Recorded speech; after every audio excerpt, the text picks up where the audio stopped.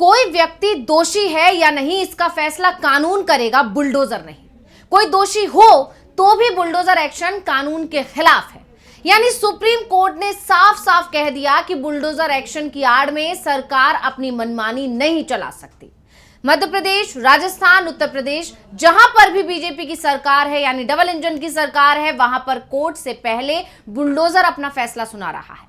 किसी भी अपराध में आरोपी के पकड़े जाने से पहले ही उसके घर के सामने बुलडोजर पहुंच जाता है और चंद मिनटों में जो है उसके घर को जमींदोज कर देता है, या उसके व्यवसाय या ऑफिस, रेस्टोरेंट जो भी हो, उसे चंद मिनटों के अंदर जमींदोज कर दिया जाता है, यानी अतिक्रमण के नाम पर उसका घर गिरा दिया जाता है। लेकिन अब इस बुलडोजर जस्टिस पर सुप्रीम कोर्ट ने रोक लगा दी है। सुप्रीम कोर्ट ने कहा है कि सिर्फ आरोपी होने के आधार पर किसी के घर को नहीं गिराया जा सकता, या किसी भी तरह से यह उचित नहीं है, ऐसा सुप्रीम कोर्ट ने कहा है। कानून में कहीं भी नहीं लिखा है कि आरोपी के घर पर बुलडोजर चलाया जाएगा। तो आखिर क्यों बुलडोजर जस्टिस को लेकर सुप्रीम कोर्ट में उठे हैं सवाल, इसी पर हम करेंगे चर्चा। नमस्कार, मैं हूं अंशिता। सुप्रीम कोर्ट ने बुलडोजर जस्टिस पर काफी तीखी टिप्पणी की है और अब सुप्रीम कोर्ट की इस टिप्पणी की चर्चा हर तरफ हो रही है और विपक्ष बीजेपी पर, डबल इंजन सरकारों पर हमलावर हो गया है। जस्टिस गवई और जस्टिस केवी विश्वनाथन की बेंच ने साफ साफ कह दिया है कि किसी का घर सिर्फ इसलिए नहीं गिराया जा सकता है कि वो किसी मामले में आरोपी है।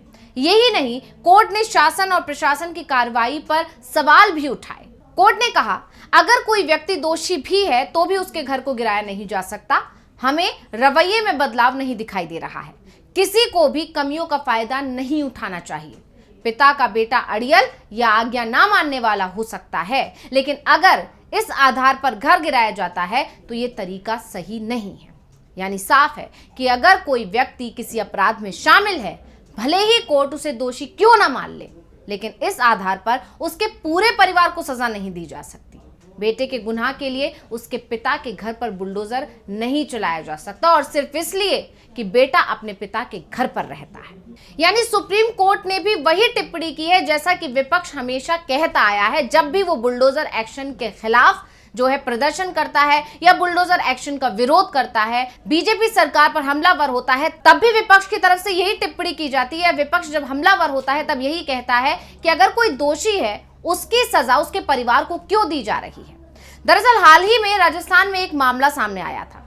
राजस्थान के उदयपुर जिले में राशिद खान का घर भी बुलडोजर से गिरा दिया गया, जबकि राशिद खान का किसी भी अपराध से दूर दूर तक कोई सरोकार नहीं था, बल्कि उनकी गलती सिर्फ इतनी थी कि वो एक 15 साल के बेटे के पिता थे। उनके बेटे ने स्कूल में अपने साथ पढ़ने वाले एक छात्र की जान ले ली थी। पुलिस इस मामले में कोर्ट में चार्जशीट भी पेश नहीं कर पाई थी कि आरोपी छात्र के पिता के घर पर बुलडोजर पहुंच गया और चला दिया गया, जिसके बाद विपक्ष सरकार पर हमलावर हो गया और यह मामला सुप्रीम कोर्ट पहुंच गया। वहीं सरकार की तरफ से पेश हुए सॉलिसिटर जनरल तुषार मेहता ने भी अपना बचाव करने की कोशिश की, बुलडोजर कार्रवाई का बचाव किया। मेहता ने कहा कि ये कार्रवाई नियमों का पालन करते हुए ही की गई है। जिन लोगों के घरों को गिराया गया वो अतिक्रमण था। कार्रवाई से पहले नोटिस बहुत पहले जारी किए गए थे, लेकिन ये लोग पेश नहीं हुए। यानी सुप्रीम कोर्ट में सॉलिसिटर जनरल तुषार मेहता ने जो है दलीलें देने की कोशिश की थी, लेकिन इन दलीलों को सुप्रीम कोर्ट ने नहीं सुना और इस पर जस्टिस विश्वनाथन ने कहा कि किसी को भी कमियों का फायदा नहीं उठाना चाहिए। जबकि जस्टिस गवई ने आगे कहा कि अगर निर्माण अनाधिकृत है तो ऐसे मामलों में भी ये कानून के अनुसार ही होना चाहिए। यानी साफ है कि अगर कोई अतिक्रमण है तो उस पर कार्रवाई की एक प्रक्रिया होती है जिसका पालन होना चाहिए। लेकिन जिस तरह से देश में बुलडोजर जस्टिस चल रहा है, उससे लेकर कोर्ट ने अब साफ साफ कह दिया है कि इस तरह की कार्रवाई नहीं होनी चाहिए, इसे बर्दाश्त नहीं किया जाएगा। हालांकि कोर्ट ने यह भी कहा कि अवैध अतिक्रमण पर कार्रवाई होनी चाहिए, लेकिन धर्म को देखकर कार्रवाई नहीं होनी चाहिए। इस तरह से जब सुप्रीम कोर्ट ने इसका विरोध किया तो अब विपक्ष ऐसा दावा कर रहा है। वहीं बीजेपी शासित राज्यों में बुलडोजर की जो कार्रवाई हो रही है उसमें सबसे बड़ी संख्या एक विशेष समुदाय के लोगों की बताई जाती है, मुसलमानों की बताई जाती है। बीजेपी के नेता तो खुलकर इस कार्रवाई का समर्थन तक करते हुए दिखाई देते रहे हैं।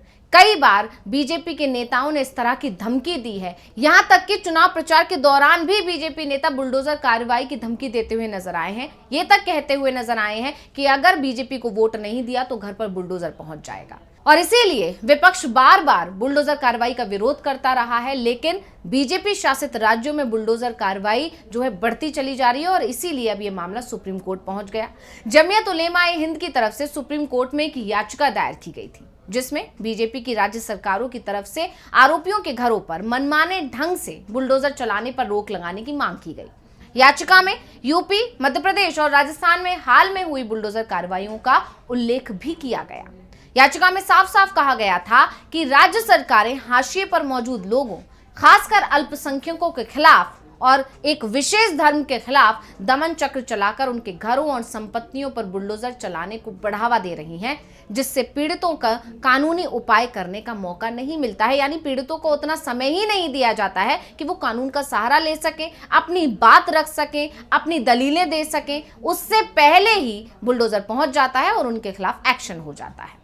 लोकसभा चुनाव से पहले एमनेस्टी इंटरनेशनल ने एक रिपोर्ट भी जारी की थी, जिसने बुलडोजर कार्रवाई के द्वारा कितने लोगों को जो है तकलीफ दी गई है, कितने पीड़ित हुए बुलडोजर एक्शन के चलते, उसका पूरा आंकड़ा पेश किया गया था। इस रिपोर्ट में बताया गया था कि अप्रैल 2022 से जून 2023 के बीच दिल्ली, असम, गुजरात, मध्य प्रदेश और यूपी में सांप्रदायिक टकराव के बाद 128 संपत्तियों को बुलडोजर से ढहाने का दावा किया गया था। सुप्रीम कोर्ट में जमीयत की ओर से पेश हुए वकील दुष्यंत दवे ने दावा किया है कि बुलडोजर एक्शन के जरिए सिर्फ एक खास समुदाय को ही निशाना बनाया जा रहा है, लिहाजा इन मामलों में तत्काल रोक लगाने की जरूरत है। याचिका में केंद्र सरकार और राज्यों को पक्षकार बनाया गया है। कहा गया है कि आरोपितों के खिलाफ वाजिब कानूनी कार्यवाही के बजाय उनके घरों को बुलडोजर से ढहाया जा रहा है। ये पूरी तरह से गैर कानूनी और मनमाना रवैया है, जिसे अंजाम देकर अल्पसंख्यक समुदाय को निशाना बनाया जा रहा है। इस मामले में विस्तृत सुनवाई के बाद जस्टिस विश्वनाथन ने सरकार से इस पर विस्तार से जवाब मांगा। इसी के साथ कोर्ट ने नोटिस की और कार्रवाई और अन्य आरोपों पर सरकार को जवाब देने का निर्देश दिया।